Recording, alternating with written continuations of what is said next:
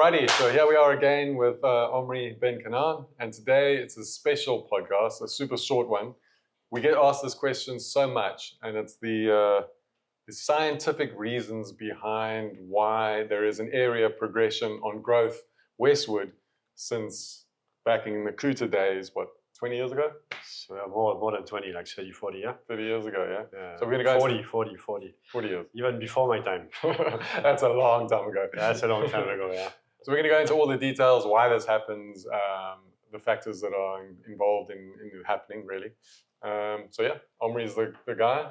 He's been here since 30 years, so he knows the progression. Well, thank you very much, Gawain. Hi, everyone. So this is a podcast number 7, 8, I don't know, 7.5, something like that. So basically what we're going to talk about today is a very short podcast. We're going to explain, and we've been over this time and again in the other podcasts, but this one is just specifically about that. We're going to explain how to identify the next spot, like what makes the next spot to invest, a good place to invest.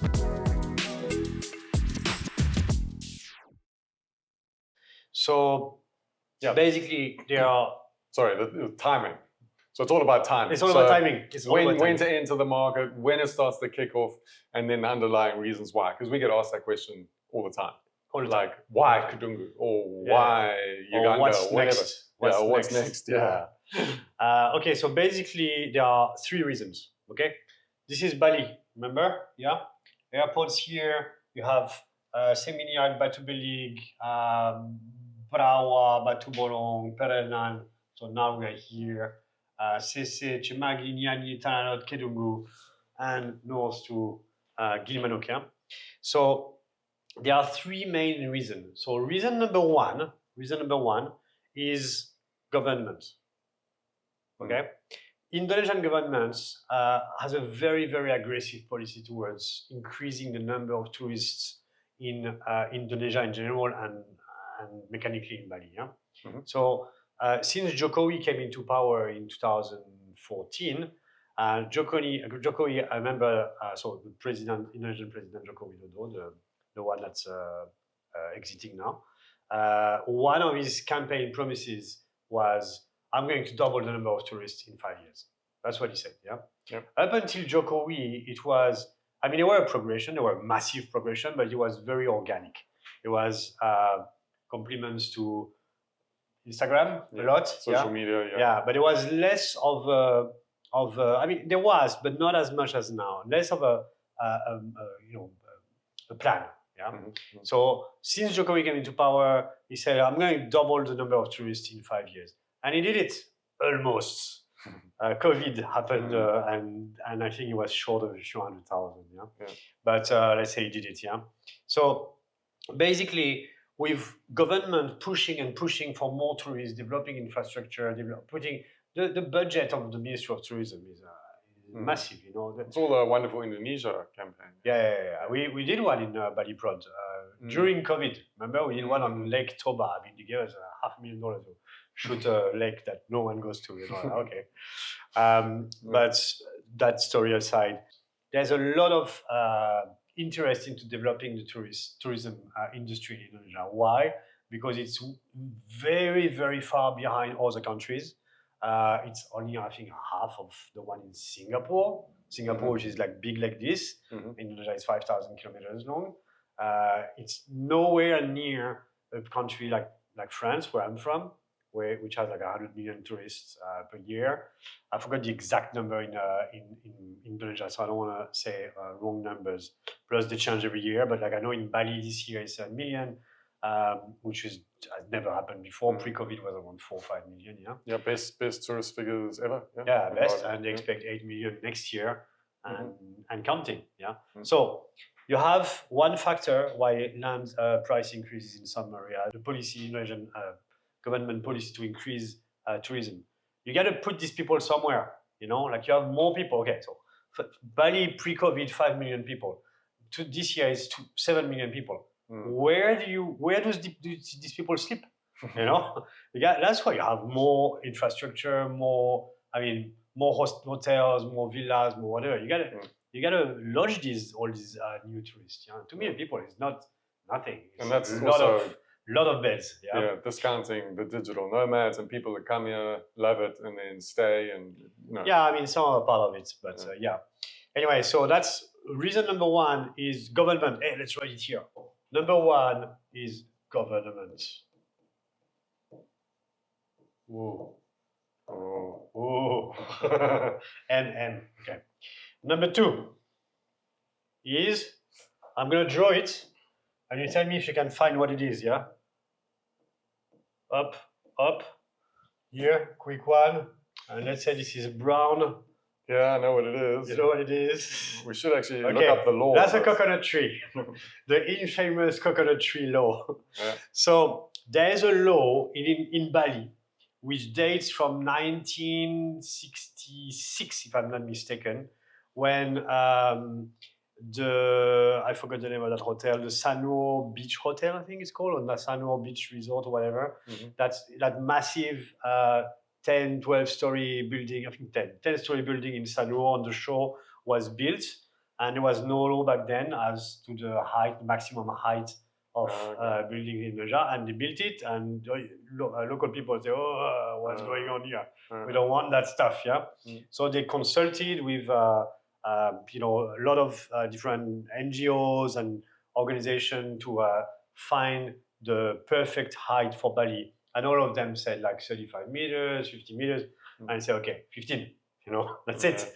So basically in Bali, you have a law which we like to call the coconut tree law, which dictates that building cannot go above the height of a coconut tree, which is 15 meter. I don't know if you can see well the orange, but so 15 meters, yeah. So you cannot build anything above 15 meters. That's the law, unless you are a telecom cell, maybe, or Gawain, I guess. So if you want to build a apartment building, it has to be maximum 50 meters. You won't get the permit otherwise, and it might get chopped off, if you do it anyway. So 50 meters is about 4 stories high, give or take, yeah? 4 stories and a little bit of roof or something like that, yeah? So why is this important? Yeah. What does that mean? What does that mean?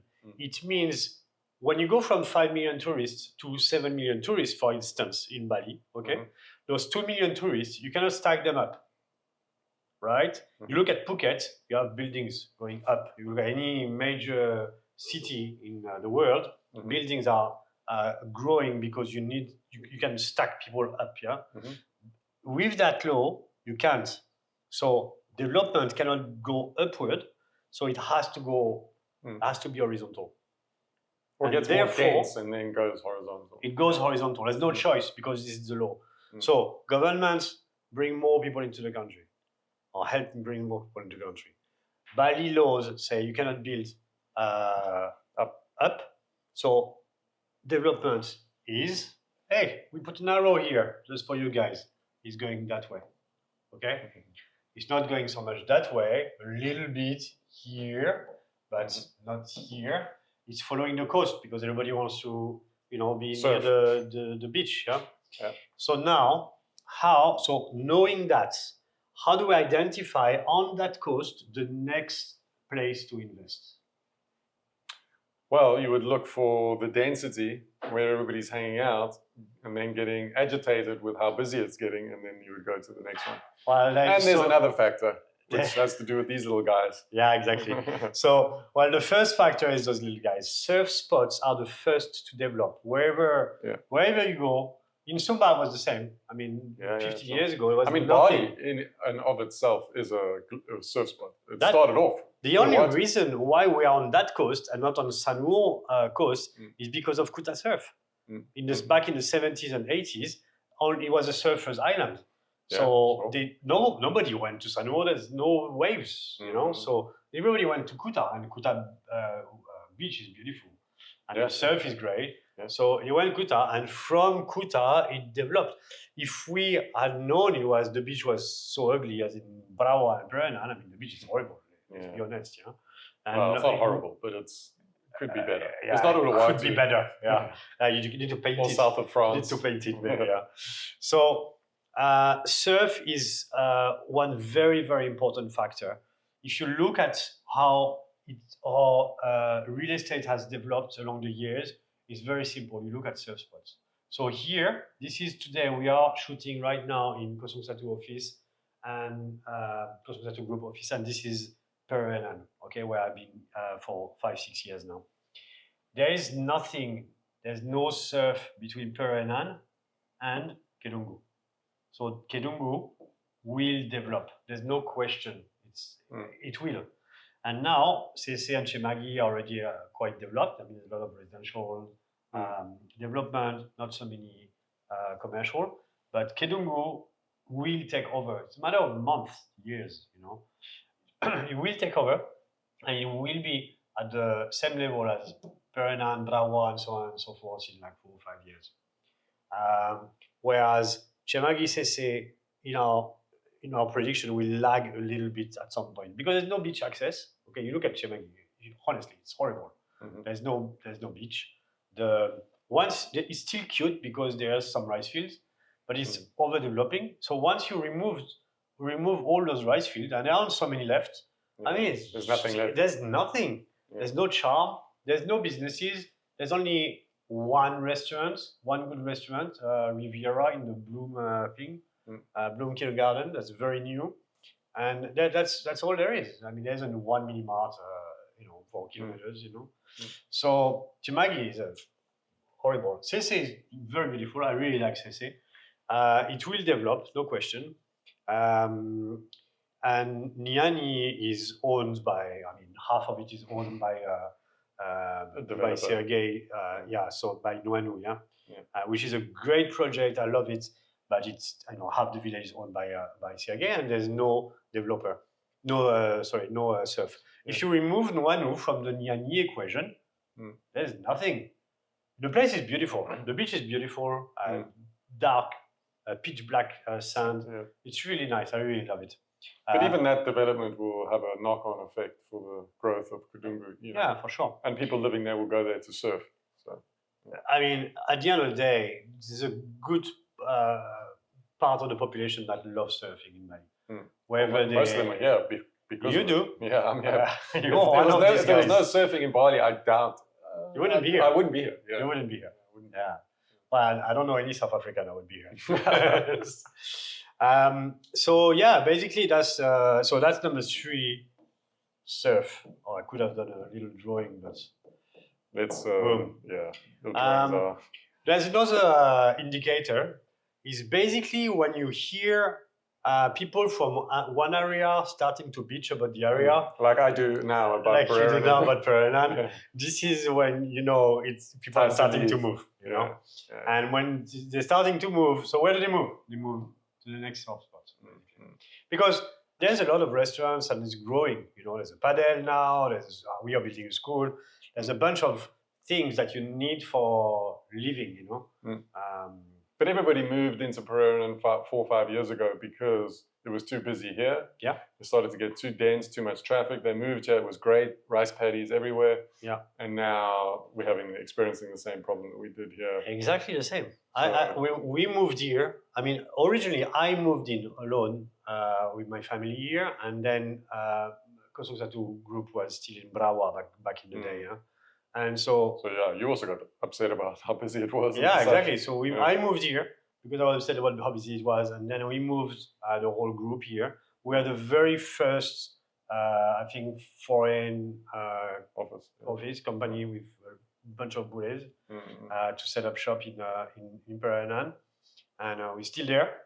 We're still here we have another 4 years on the lease, so we're gonna stay another 4 years. And then it's off to Kedungu. And then we move. I'll move before 4 years. I'll move in 1 year. With you, my friend. But so that's it. So what's the 4th? No 4th, just 3. There's no 4th. The 3 critical factors to how regions develop in Bali. Yeah? Exactly. So, $1,000 question. What's next? Well, looking at 1, 2, and 3. Wait. These guys gotta say. You gotta say in the comments. Say in the comments. Yeah, you get a free pizza. Yeah, get a free pizza at at Pickle and Pizza in Kedungu, which is our friend Simon. Pizza and Pickle, sorry. Our friend Simon on Jan Pandai Kedungu. So what do you mean, the next region after Kedungu? Or? Yeah. Oh, okay. I mean, if you look at this, what's next? Question mark. I mean, we said it 10 times, man.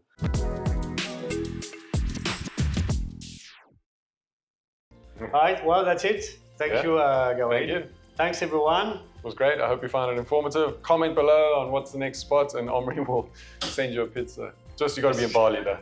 If you like pizza, He's not sending a pizza to Germany or if something. you like pizzas, watch our podcast. Yeah. We should get sponsored by the pizza place. All right, thank you, everyone. Yeah. Thanks so Bye-bye. much.